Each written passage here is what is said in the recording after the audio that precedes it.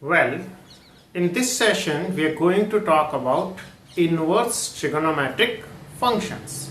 It includes three words: inverse, trigonometry, and functions. Functions we have studied in the previous sessions.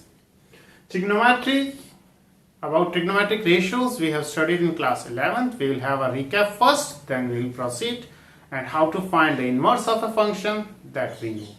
But to find the inverse of a function, the function must be 1 onto, that is, it must be a bisective function. That is the most important thing. We will discuss all these things along with the graphs of the inverse trigonometric function. Let's have a look on trigonometric functions, that is circular functions. See, in a right angle triangle, Pandit Badri Prasad Har Bole, the ratio of perpendicular and hypotenuse is known as sin theta. Sin theta is defined as the ratio of perpendicular to hypotenuse, and cos theta is known as the ratio of base and hypotenuse, and tan theta is known as the ratio of perpendicular and base. Pandit Badri Prasad Har Bole. So this is sin theta, this is cos theta, and this is tan theta, and you reciprocate it. The reciprocal of sin theta is cosec theta. So hypotenuse upon perpendicular is cosec theta, hypotenuse upon base is sec theta, and the reciprocal of tan theta is base upon perpendicular. The ratio of base to perpendicular is cot theta. So this is how we define trigonometric ratios. Now the value of these trigonometric ratios for various angles in first quadrant particularly, pi is equal to 180 degree. So simply half of pi is 90 degree. So here pi by 2 is 90 degree. Mind it, all the calculations in higher mathematics is done in radians only. So prefer radians instead of degrees. Well, this is 90. Half of 90, that is half of pi by 2. Pi by 4 is 45 degree. Right. 0 degree is 0 radian. 0 degree is 0 radian. Now about these two, simply see, 60 into 3 is equal to 180 and 30 into 6 is equal to 180. When you divide 180 degree by 3, then you get 60. So for 60 you divide by 3. When you need 60 you divide by 3, and when you get 30 you divide by 6. Means if you divide by 6 you are going to get 30 degree. If you divide by 3, for 3 you get 60 degree. 6, 30 degree. So 180 by 6, 30 degree. 180 by 3, 60 degree. So these are the angles for which the standard trigonometric ratios are. The table is formed. See how to get an idea about the table.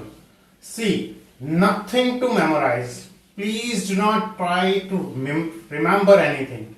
Just try to find the pattern, and the pattern is very simple. देखो इधर 1/4 0, 1/4, 2/4 means half, 3/4 and 4/4 is 1. Right. 0 पाव आधा 3 पाव 1. 1/4 half, 0 1/4 half, 3/4 and 4/4. 0 1 2 3 4. कुछ लोग ऐसे कहते हैं 0 1 2 3 4 लिख दें, उसे 4 से डिवाइड कर दें. सो 0 1/4, 1/2, 3/4, 1. बेटर हम एक स्टेप कम करें तो 0 1/4 हाफ, 3/4 एंड 1. अब आपको इनका स्क्वायर रूट लेते हुए यहां लिख देना. कैसे? The square root of 0 is 0. The square root of 1/4 is half. The square root of half is 1/√2.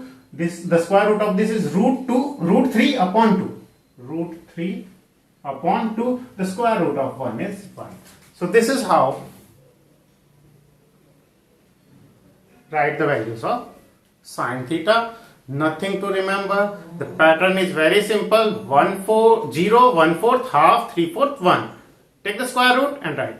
And if you are going to write in the reverse order, simply 1 √3/2, 1/√2, 1/2, 0. This is the table for cos theta. Now how to arrange it in your mind how to develop a pattern. See, pattern is important in mathematics. Patterns are important. Let's have a pattern. First of all, we focus on first and last, that is 0 and pi by 2. See, sin 0 is 0, sin pi by 2 is 1. There is no doubt at all. Sin 0 is 0, sin pi by 2 is 1. Now we go to the middle one. See, the value of sin theta and cos theta is same, and that is the square root of half. Exactly in the middle, half आएगा. Half का square root क्या है? 1 by root 2, 1 by root 2. तो first है 0, last है 1, बीच में 1 by root 2. अब दो बची, एक बची पाई बाय 4 से पहले और एक पाई बाय 4 से बाद में, that is pi by 6 and pi by 3. अब पाई बाय 6 पे क्या है, पहले साइन कम होता है, धीरे धीरे बढ़ता, साइन कंटिन्यूअसली इंक्रीज हो रहा है, 0 1 2 3 4 इंक्रीज हो रहा है. तो साइन पहले कम है, यानी पहले 1 by 4 का स्क्वायर रूट है, that is 1 by 2 then root 3 by 2. ध्यान दो यहाँ दोनों जगह डिनोमिनेटर में 2 है, बस न्यूमरेटर पहले कम है, पहले 1 by 2 है, बाद में रूट 3 by 2 है. Try to find the pattern. Pattern is very simple, you know. 0, sin 0, 0, sin 91. Okay. Sin 45, 1 by root 2. Now there are two values. First one is 1 by 2. This is root 3 by 2. Both are having 2 in the denominator. दोनों में 2 है denominator. ये 1 by 2 और ये root 3 by 2. Cos में बाकी सारा उल्टा, यानी 0 पर 1 और 1 पे pi by 2 पे 0. ये दो यार साइन और कॉस दोनों 45 पे सेम होते हैं, that means the square root of half, that is 1 by root 2. अब पहले ज्यादा बाद में कम, पहले ज्यादा मतलब पहले रूट 3 by 2 और बाद में 1 by 2. This is how you can follow the pattern. अब कोई भी आपसे पूछे ओके साइन 60 मतलब बाद में मतलब ज्यादा, यानी रूट 3 by 2. साइन 30 पहले 1 by 2. Sine 45 1 by root 2. Sine 90 1. cos 30 means 45 से पहले मतलब पहले ज्यादा होता है, तो root 3 by 2. Whatever values you are being asked, you can quickly answer. You need not to prepare the table. It must be on your mind. The pattern must be there. You must remember the value for 0, for pi by 2, and for pi by 4, you know both are 1 by root 2, 1 by root 2. Now there are only two things, pi by 6 and pi by 3. For pi by 6, sine is lesser than the 1 by root 2, and for cos it is greater than. So simply it is 1 by 2, root 3 by 2, and here root 3 by 2, 1 by 2. This is how we do. अब बात आते हैं tan की. Tan is nothing but sin theta divided by cos theta. So if you divide 0 by 1, you get 0. If you divide 1 by 0, that is not defined. Not defined, that is infinite. Well, if you divide this by this, 2 will be cancelled out. You will get 1 by root 3, and here you will get root 3 only. That is root 3 by 1. Well, 1 by root 2 divided by 1 by root 2 is 1. The same pattern will follow. Tan 0 is 0. Tan pi by 2 is infinite.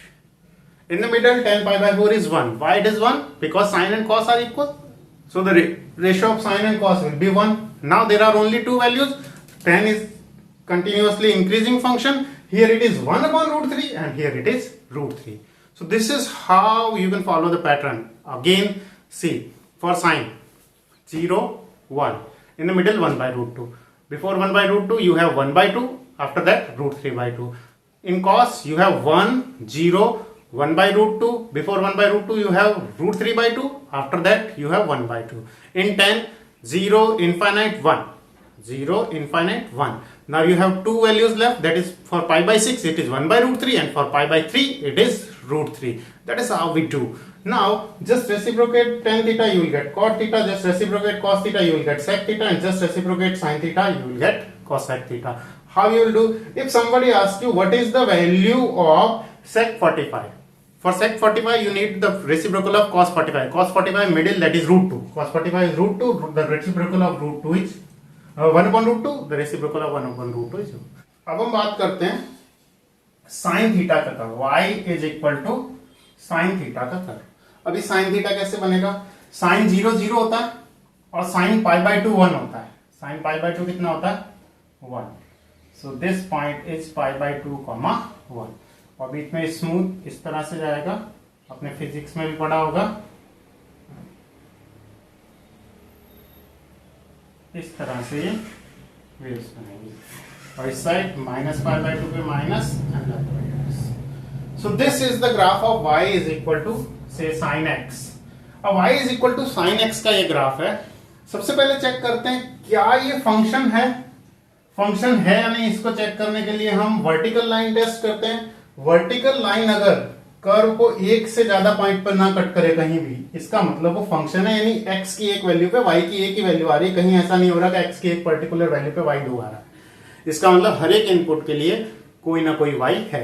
तो हमने ये function define किया है real number to real numbers and fx is given as sine of x। अब बात करते हैं इसकी। हम यहां देख पा रहे हैं अब कि यहां y की वैल्यू मैक्सिमम आ रही है 1 और मिनिमम कितनी आ रही है -1, यानी साइन x की वैल्यू कभी भी -1 से कम नहीं आएगी और +1 से ज्यादा नहीं आएगी। इसका मतलब ये ऑन टू नहीं है। y की वैल्यू यानी कि y की यहां कोडोमेन में हमारा सारा -इनफाइनाइट, तो मैं नंबर लाइन को इस तरह से बना रहा हूं, -इनफाइनाइट से +इनफाइनाइट सारे नंबर्स है, लेकिन इसमें से सिर्फ प्री इमेज किसकी अवेलेबल है, -1 से 1 तक के नंबर्स की। दैट मीन्स इनकी कोई प्री इमेज नहीं, इनकी कोई प्री इमेज नहीं, यानी ऑन टू नहीं है। इन्वर्टिबल होने के लिए ऑन टू होना जरूरी है। तो हमने क्या किया, वी मॉडिफाइड द कोडोमेन। हमने इसे मॉडिफाई किया कहां से कहां तक, -1 से 1 तक, सो दैट ये फंक्शन कैसा हो जाए, ऑन टू। लेकिन अभी भी क्या प्रॉब्लम आ रही है इनवर्स के लिए, अगर मैं हॉरिजॉन्टल लाइन टेस्ट करूं तो मैं देख रहा हूं कि यहां x की अलग अलग दो वैल्यू पे y की सेम वैल्यू आ रही है, यानी हॉरिजॉन्टल लाइन एक से ज्यादा पॉइंट पे कट कर रही है। x की वैल्यू यहां अलग है और यहां अलग है, इन दोनों पे y की वैल्यू सेम आ रही है, y हाइट देखो। इसका मतलब ये फंक्शन x की दो अलग अलग वैल्यू पे y की सेम वैल्यू दे रहा है, यानी ये फंक्शन 1 1 नहीं है। अब ये फंक्शन को 1 1 बनाने के लिए हम रिस्ट्रिक्ट करेंगे, we will restrict the codomain, modify करेंगे हम डोमेन को मॉडिफाई करेंगे। हम कहां से कहां तक लें, क्योंकि देखो यहां से स्ट्रिक्टली इंक्रीज हो रहा है, इंक्रीज हो रहा है, इंक्रीज हो रहा है, लेकिन यहां पे डिक्रीज होने लग गया, यानी वापस रिपीट होगा, तो ये ब्रांच नहीं लेंगे हम। यहां से ये इंक्रीज हो रहा था, this increasing increasing increasing strictly increasing, so -π/2, -1, तो हम -π/2 से कहां तक लेंगे, +π/2। यहां पर ये फंक्शन 1 1 भी रहेगा और ऑन टू भी। This is how principal value branch is decided. देखो आराम से, ये क्या है, हमने साइन फंक्शन लिया, रियल नंबर से रियल नंबर में ऑन टू नहीं था, तो हमने क्या किया, कोडोमेन को मॉडिफाइड किया, क्या बना दिया, -1 to +1। अब codomain is equal to range हो गया, -1 से +1 सारी y की वैल्यूज कवर हो रही है। नहीं होगा तो 1 1 बनाने के लिए हमने क्या ली, प्रिंसिपल वैल्यू ब्रांच, कहां से कहां तक, -π/2 से π/2। सो ये हमारा फंक्शन है f। अब अगर मुझे f इनवर्स डिफाइन करना है तो क्या होगा, the codomain will become domain and domain will become codomain. So ये कहां से कहां डिफाइन होगा, -1 1 से -π/2 to π/2। ये इस तरह से हमने डिफाइन किया, और f inverse x is equal to क्या हो जाएगा, साइन इनवर्स x। तो इसका साइन इनवर्स x का डोमेन क्या होगा, -1 से 1। यहां पर ये जो होगा एक नंबर इनपुट होगा, और ये नंबर इनपुट होगा, फाइनली क्या आएगा, एक एंगल, एक आंसर आएगा। तो sign inverse x is an angle, x is a number, जो वो नंबर -1 से 1 के बीच का इनपुट देंगे, तो sign inverse x finally will be an angle. So this is how it works. अब बात करें कि इनवर्स का ग्राफ कैसा आएगा, देखते हैं। हमने प्रिंसिपल वैल्यू ब्रांच के बारे में सबका एक बार वापस डिस्कस करेंगे। अभी बात करें कि इसका इनवर्स कैसे बनता है। देखिए इनवर्स का, आप ग्राफ अगर बुक में देखते हैं, ना समझ में आया तो थोड़ा सा ध्यान दीजिए। The inverse is nothing but the mirror image of the curve. कोई भी फंक्शन हो उसका मिरर इमेज ले लें। अगर line y is equal to x, y is equal to x ऐसी लाइन होती है जो x एक्सिस से 45 डिग्री का एंगल बनाती है और ओरिजिन से होके जाती है। अगर हम इसके अबाउट इसकी मिरर इमेज ले लें तो वो साइन इनवर्स x का ग्राफ हो जाएगा। कैसे मिरर इमेज होती है आप जानते हैं, ये यहाँ जितना दूर इमेज होती है, परपेंडिकुलर डाला उतनी ही दूर उसकी ऑब्जेक्ट होती है, उतनी ही दूर इमेज। ये इतनी दूर है तो इतनी दूर, ये इतनी दूर है तो इतनी दूर इसका पॉइंट। इस तरह से पॉइंट बनाते बनाते यहां पर ऐसा आएगा, यहां पे ऐसा, यहां खुद ही,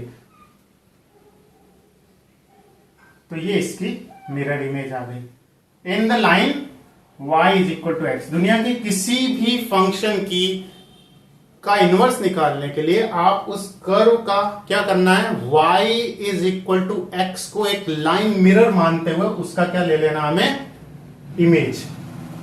अब ये इधर है तो इसकी इमेज यहां आएगी, इसकी इमेज यहां आएगी, इन द सेम वे ये ऐसा बनेगा। So this is the curve, ये किसका ग्राफ है, y is equal to sine inverse x। तो कभी भी किसी भी फंक्शन का ये रोटेट करने से नहीं बनेगा। अब आप जितने भी कर्व देखेंगे हमारी बुक में सारे के सारे का इनवर्स दे रखा है। इनवर्स समझने का सीधा तरीका है, जो भी कर्व दे रखा है y is equal to x line खींचें, y is equal to x के रेस्पेक्ट में इसकी जो मिरर इमेज है वो उसके इनवर्स ट्रिग्नोमेट्रिक फंक्शन का कर्व का ग्राफ है। तो किसी ट्रिग्नोमेट्रिक फंक्शन का, किसी भी फंक्शन का ग्राफ अगर आपको पता है तो उसके इनवर्स का ग्राफ क्या होगा, just the mirror image of that function in respect of, with respect to the line y is equal to x। बात करते हैं tan इनवर्स x की। आपके सामने tan इनवर्स x का ग्राफ बना देता हूं। यहां पर tan इनवर्स x का ग्राफ है हमारे साथ। अब tan इनवर्स x का ग्राफ कैसे बना आप देख सकते हो। tan इनवर्स x का ग्राफ बड़ा सीधा है। tan 0 कितना होता है, 0। सो tan 0 इज 0। tan जैसे जैसे बढ़ता है, पहले 1/√3 फिर 1, फिर बढ़ते बढ़ते π/2 पे क्या हो जाता है, इंफाइनाइट। तो tan π/2 क्या हो जाएगा, इंफाइनाइट। ये कभी भी इसको टच नहीं करेगा, π/2 पे बढ़ते बढ़ते बढ़ते लगभग बहुत ज्यादा हो जाएगा। ये है कर्व। अब इसकी क्या लेनी है हमें, मिरर इमेज। तो इसका इनवर्स ग्राफ कैसा आएगा, ये हमने प्रिंसिपल वैल्यू ब्रांच का चेक कर ली। अगर मैं देखूं यहाँ हॉरिजॉन्टल लाइन को भी, ये हमारा tan x का ग्राफ, तो ये हॉरिजॉन्टल लाइन टेस्ट भी पास कर रहा है, कहीं भी हॉरिजॉन्टल लाइन एक से ज्यादा पॉइंट पे कट नहीं कर रही, और वर्टिकल लाइन टेस्ट भी पास कर रहा है। अब हम इसकी इमेज लेंगे y is equal to x के अबाउट। देखते हैं, अब ब्लैक पेन से जो मैं बना रहा हूं ये इसकी इमेज है। देखो कैसे, ये पॉइंट इतना दूर है तो इसकी इमेज इतनी दूर होगी, ये पॉइंट इतना है तो परपेंडिकुलरली बिल्कुल इस लाइन के ऐसा ऐसा, तो इस पार्ट की ये इमेज है। ओके, ये पॉइंट यही है मिरर पे। आपने देखा होगा कभी मिरर के सामने खड़े होके अगर मिरर को नाक टच करोगे तो वो अंदर से भी आपकी इमेज भी टच करेगी, दूर जाओगे दूर होगा, वैसे वैसे ये पॉइंट खुद इस पर है तो इस पे। अब बात करते हैं इसकी, ये जितना दूर है उतनी इसकी इमेज यहाँ आएगी। इस पॉइंट की इमेज इस पे बिल्कुल परपेंडिकुलरली, यहाँ जितना दूर जाता जा रहा है ये दूर जाएगा। इस तरह से जाते जाते ये कुछ ऐसा दृश्य नजर आएगा। इन द सेम वे यहाँ इस रेड वाला है हमारा tan x का। tan इनवर्स बनाने के लिए इसकी इमेज इसके अबाउट, सो सिंपली ये, और ये दूर होते जा रहा है इस लाइन से, ये भी दूर होता जाएगा और ऐसे। तो ये अगर आप ट्रेस करेंगे तो कुछ ऐसा सीन नजर आएगा, ये इससे दूर चला जाएगा और ये π/2 पे करीब है। ये दिस इज हाउ। तो आपने देखा होगा tan इनवर्स का ऐसे आ जाता है। ये रोटेट करने से नहीं आएगा। आप किसी ग्राफ को ऑब्जर्व करें, उसका इनवर्स अगर आपको निकालना है तो what you are to do, आपको करना कुछ नहीं है, सिर्फ y is equal to x. क्योंकि आपने x की जगह y की जगह x करो, आप एक्सिस चेंज नहीं कर रहे हो। तो आप क्या करोगे, कई लोग क्या करते हैं सिर्फ रोटेट करने पे सोचते हैं लॉ इनवर्स आ गया। It's not like that. तो दिस इज सुपरइम्पोजिशन। अगर आपको मैं इसमें देखो, ये कर्व किसका है, साइन इनवर्स x का, और ये किसका है, साइन x का। तो आप इस तरह से आप इनवर्स निकाल सकते हैं, इनवर्स के सभी ग्राफ प्लॉट कर सकते हैं। अब हम बात करेंगे प्रिंसिपल वैल्यू ब्रांचेस की। अब हम डिस्कस करते हैं principal value branches of all the trigonometric functions. देखो बेसिकली हम 6 ट्रिग्नोमेट्रिक रेशियोज है हमारे, इनको 2 पार्ट में डिवाइड करें। एक ऐसा जिसकी पॉजिटिव वैल्यूज के लिए तो हमेशा फर्स्ट क्वाड्रेंट लेना है, चाहे साइन हो, चाहे कॉस इनवर्स, चाहे tan इनवर्स, यानी फर्स्ट क्वाड्रेंट यानी पॉजिटिव नंबर अगर इनपुट करें किसी भी इनवर्स ट्रिग्नोमेट्रिक फंक्शन में तो उसका आंसर 0 से π/2 तक आएगा। लेकिन नेगेटिव के लिए 2 टुकड़े किए हमने। यहां पर साइन इनवर्स, tan इनवर्स और कॉसेक इनवर्स ऐसे हैं जो नेगेटिव वैल्यू किस में लेते हैं, फोर्थ क्वाड्रेंट में। कौन कौन, साइन इनवर्स और साइन इनवर्स का रेसिप्रोकल कॉसेक इनवर्स और tan इनवर्स। बचे हुए 3 कौन कौन, कॉस, कॉट, सबसे स्पेशल है cot, cos, cot and sec, यानी cos, sec and most importantly cot. तो ये जो कॉस और सेक एक दूसरे के रेसिप्रोकल होते हैं, हम जानते हैं। फोर्थ क्वाड्रेंट में कॉस पॉजिटिव होता था, इसलिए हम यहाँ पे सारी की सारी कॉस की वैल्यू पॉजिटिव ही आएगी, तो यहाँ ले भी नहीं सकते। तो ये दोनों कहाँ आएंगे? 0 से पाई, 0 से पाई। इसी तरह से कॉट भी कहाँ है? 0 से पाई। बाकी सब किस में चलेंगे? -π/2 से +π/2। उसमें से किसे छोड़ देना है? जहां पर फंक्शन डिफाइंड ना हो वो पॉइंट एक्सक्लूड हो जाएगा। देखते हैं कैसे। साइन इनवर्स एक्स, इनपुट क्या दे सकते हैं? एक्स कोई भी नंबर। साइन थीटा की वैल्यू मैक्स मिनिमम आती थी -1 और मैक्सिमम आती थी +1। तो यहां एक्स की वैल्यू -1 से +1 उसी पे डिफाइंड है। ये साइन इनवर्स ऑफ 2 हम निकाल ही नहीं सकते क्योंकि साइन थीटा की वैल्यू कभी 2 होती नहीं है। In the same way cos inverse का डोमेन भी क्या होगा? -1 से +1। फिर tan इनवर्स हर एक रियल नंबर पे डिफाइंड है। कॉट हर एक रियल नंबर का कॉट थीटा हर एक रियल नंबर वैल्यू लेता है, रियल वैल्यू, इसलिए कॉट इनवर्स हर एक रियल पे डिफाइंड है।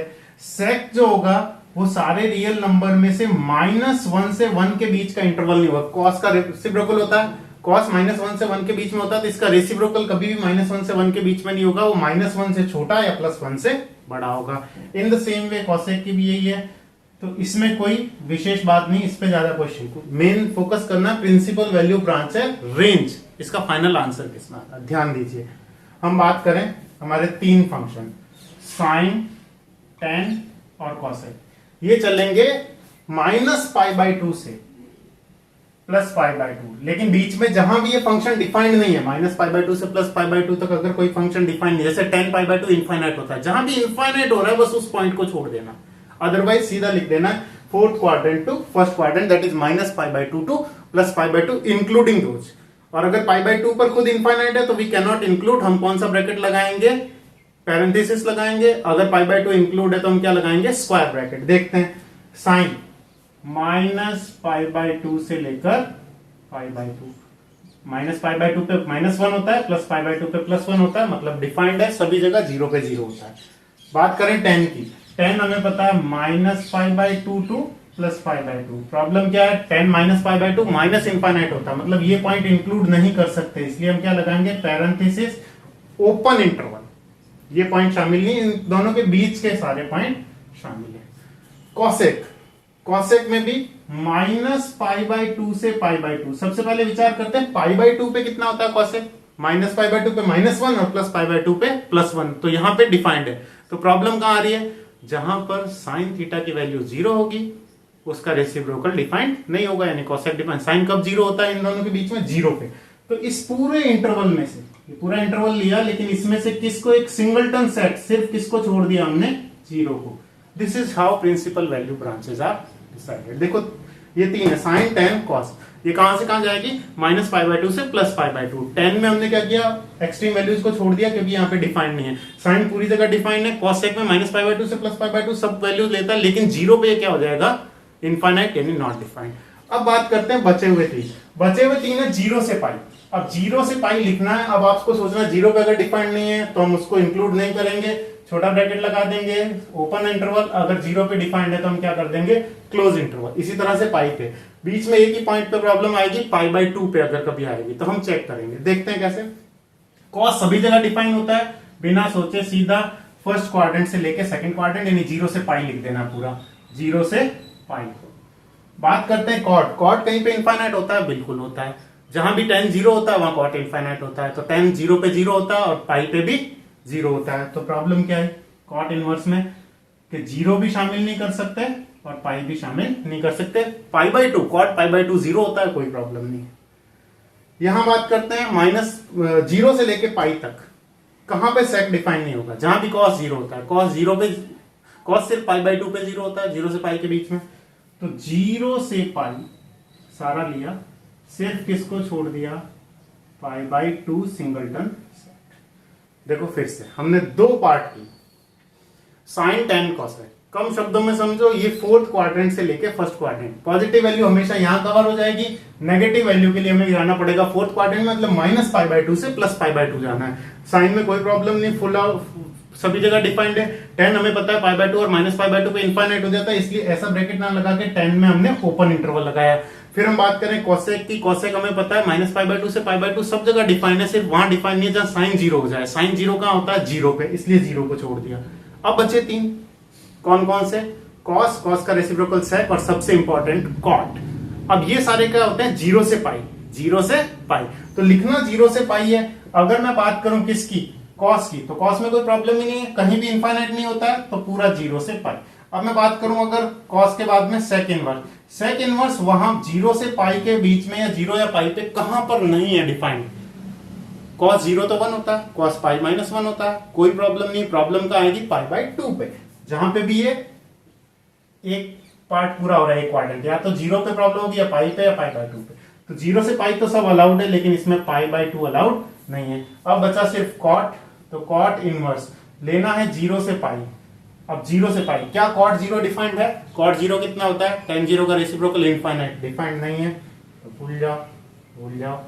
This is how the principal value branches are defined. फिर से देखें, तीन ही तरह के हैं, तीन दो पार्टीशन किए तीन तीन के, साइन कोसेक टेन। ये तो किस में आएंगे?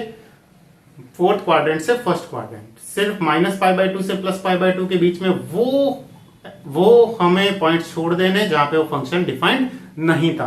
तो सीधी सी बात है, साइन में कोई प्रॉब्लम नहीं। कोसेक में प्रॉब्लम कहां होगी? जहां साइन जीरो होगा। साइन जीरो कहां होता है? माइनस पाई बाय टू से पाई बाय टू के बीच में, जीरो पे, तो जीरो को छोड़ दिया। टेन में ten pi by to, minus pi by to भी इनफाइनाइट है और टेन पाई बाय टू भी इनफाइनाइट है, इसलिए माइनस पाई बाय टू और पाई बाय टू को एक्सक्लूड कर दिया। बचे हुए तीन जीरो से पाई के बीच में। जीरो से पाई के बीच में क्या करना है? जहां जहां डिफाइन नहीं उसको छोड़ दो। कॉस में कोई प्रॉब्लम नहीं, जीरो से पाई। और बाद में हम बात करें किसकी? कॉट की। Cot is zero to pi but will not include zero and pi. Last but not the least बात करें सेक की, तो sec pi by two infinite हो जाता है, इसलिए सेक पाई बाय टू में जीरो से pi minus pi by two. This is how principal value branches are given. Well, यहां हम बात कर रहे हैं एक्सरसाइज 2.1 की। मान लिया अगर आपसे कोई पूछे tan इनवर्स रूट 3 की वैल्यू क्या होगी, प्रिंसिपल वैल्यू इसकी क्या होगी, तो करना क्या है? वैसे तो सीधा ही आंसर लिखना चाहिए। वो एंगल जिसके लिए tan थीटा की वैल्यू रूट 3 आती हो, वो एंगल जिसके लिए tan थीटा की वैल्यू रूट 3 आती है, और ऑब्वियसली रूट 3 बाद में आता है tan की टेबल में, यानी कहां पर? पाई by 3, 60 degree, pi by 3। So it's answer is pi by 3।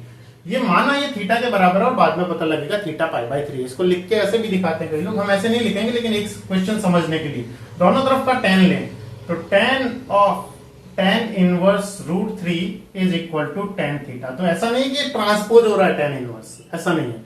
हमने दोनों तरफ इनवर्स ऑपरेशन लिया, f इनवर्स ऑफ f। तो f इनवर्स ऑफ f, ये बचेगा सिर्फ root 3। Root 3 is equal to tan theta. अब रूट 3 की जगह क्या लिख सकते हैं? tan पाई बाई 3, यानी यहां से कंपेयर करने पे थीटा कितना आ गया? Pi by 3। So we are not going to waste as much time, but फिर भी यहां से हम सीधा ही कह सकते थे वो एंगल जिसके लिए tan थीटा की वैल्यू रूट 3 है। tan थीटा की वैल्यू रूट 3 कब होती है? पाई बाई 3 पे। This is answer. So in questions को ऐसे लिख लिख के कर सकते हैं, वैसे जरूरत नहीं, क्योंकि जब आप 11th-12th क्वेश्चंस पे आएंगे आप सीधा ही लिखेंगे। देखिए यहाँ एक इंपॉर्टेंट प्रॉपर्टी समझ लें, सबसे इंपॉर्टेंट। हमने दो ग्रुप बनाया, अभी प्रिंसिपल वैल्यू ब्रांचेस की बात की, कि एक ऐसा है जो फोर्थ क्वाड्रेंट से फर्स्ट क्वाड्रेंट यानी माइनस पाई बाय टू से प्लस पाई बाय टू चलता है, एक जीरो से पाई।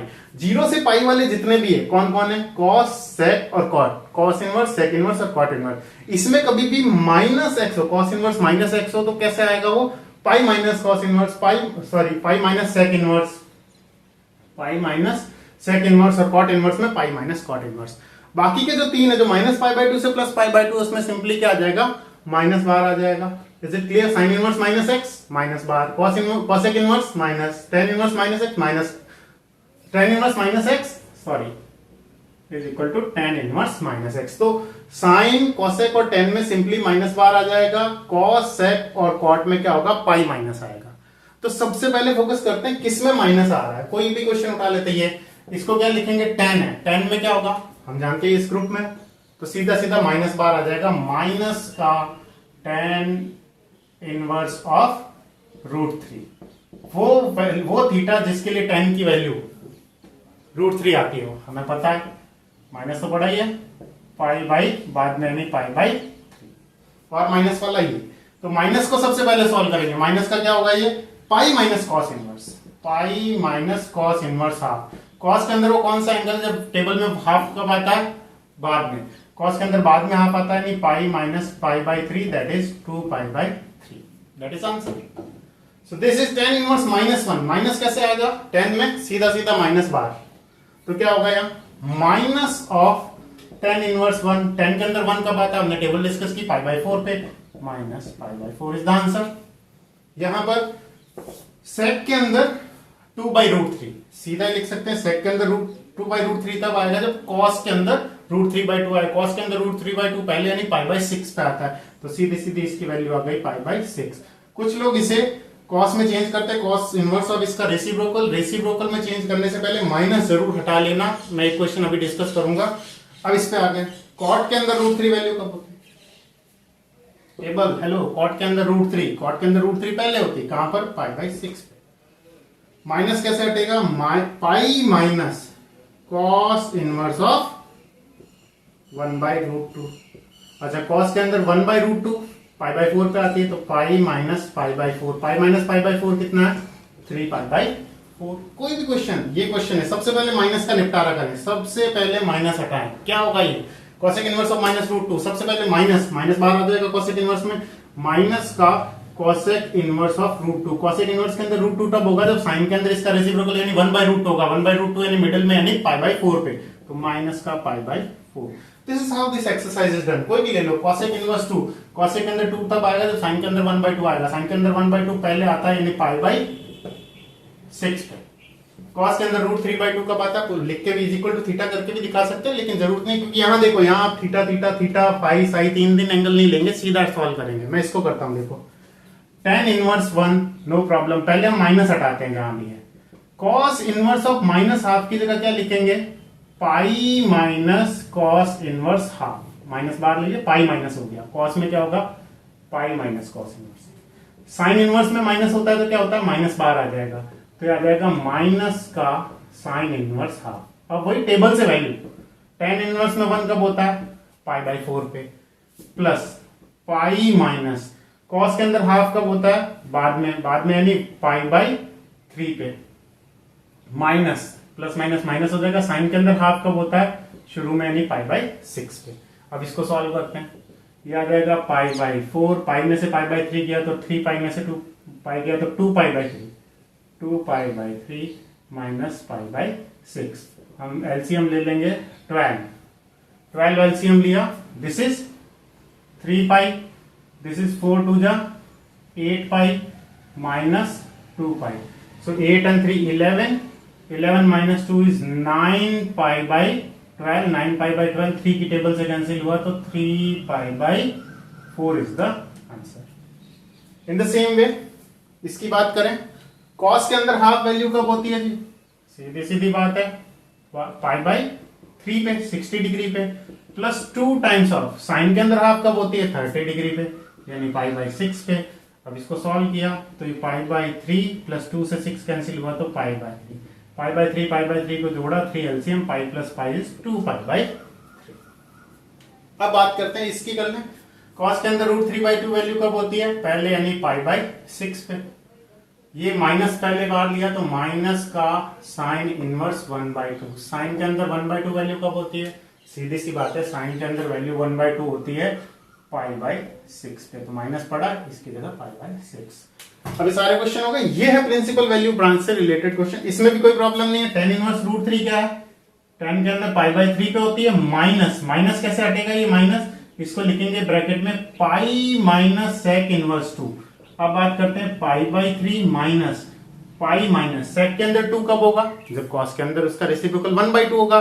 कॉस के अंदर 1 बाई 2 कब होता है, पाई बाई 3 पे, तो पाई माइनस पाई बाई 3, तो ये बचा फाइनली पाई बाई 3 माइनस में ब्रैकेट में 2 पाई बाई 3, पाई में से पाई बाई 3 गया 2 पाई बाई 3।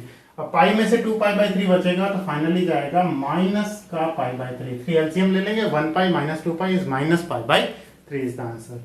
अब ये प्रिंसिपल वैल्यू ब्रांच पे बेस्ड है, सीधा सीधा।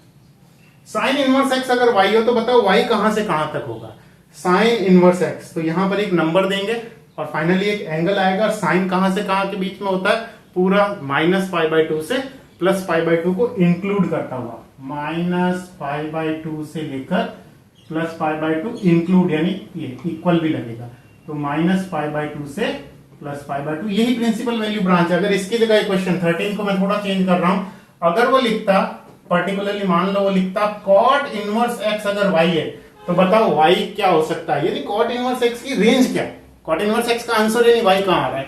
तो देखते हैं cot का आंसर कहां आता है। हम जानते हैं cot किस ग्रुप में, cot इस ग्रुप में 0 से पाई वाले में, फर्स्ट एंड सेकंड क्वाड्रेंट। 0 से पाई,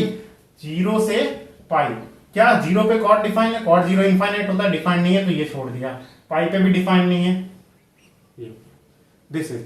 अगर ये tan इनवर्स x पूछता, tan inverse x is equal to y, तो इसकी प्रिंसिपल वैल्यू ब्रांच पता नहीं है। प्रिंसिपल वैल्यू ब्रांच क्या होगी, सीधी सी बात है, इसकी प्रिंसिपल वैल्यू ब्रांच tan की होती है -π/2 से +π/2। इस ग्रुप में हम फोर्थ क्वाड्रेंट से लेकर फर्स्ट क्वाड्रेंट, और इस ग्रुप में क्या होता है, first quadrant and second quadrant. तो ये -π/2 से +π/2 चलेगा, -π/2 से +π/2, tan के बारे में बात कर रहे हैं, तो tan -π/2 पे डिफाइन नहीं है और π/2 पे भी डिफाइन नहीं है। तो वो टेबल जो हम बात कर रहे हैं, जो बुक में समरी में भी दे रखी है, लास्ट पेज पे भी दे रखी है, तो प्रिंसिपल वैल्यू ब्रांच अगर हमें पता हो तो इस टाइप के क्वेश्चंस का आंसर दे सकते हैं, इस तरह से हम क्वेश्चन कर सकते हैं। तो ध्यान रखिए, हमने वो सारे क्वेश्चन कर लिए जिसमें sign inverse of any numerical value है। इस टाइप के क्वेश्चन अभी बाकी है, साइन इनवर्स ऑफ साइन 11 π/4 वगैरह, sign inverse of a number, उसका आंसर हम दे चुके हैं। एक्सरसाइज 2.1 के सारे क्वेश्चन ऐसे हैं, मिसलिनियस एक्सरसाइज में कुछ ऐसे क्वेश्चन है, sine inverse of sine 13 π/4 etcetera, हम उनकी बात बाद के सेशंस में करेंगे। आई होप आप एक्सरसाइज 2.1 सिर्फ इन फॉर्मूले पे बेस्ड है और बहुत टेबल आपको याद हो, जिसकी हमने कोशिश की कि टेबल को एक पैटर्न फॉलो करके, जैसे हमसे कोई पूछे साइन के अंदर 1/2 कब आता है, तो हमारा आंसर होना चाहिए π/6, दैट्स ऑल। अगर ये आता है तो एक्सरसाइज में कोई भी प्रॉब्लम नहीं है। I hope you will be able to do it. Thank you.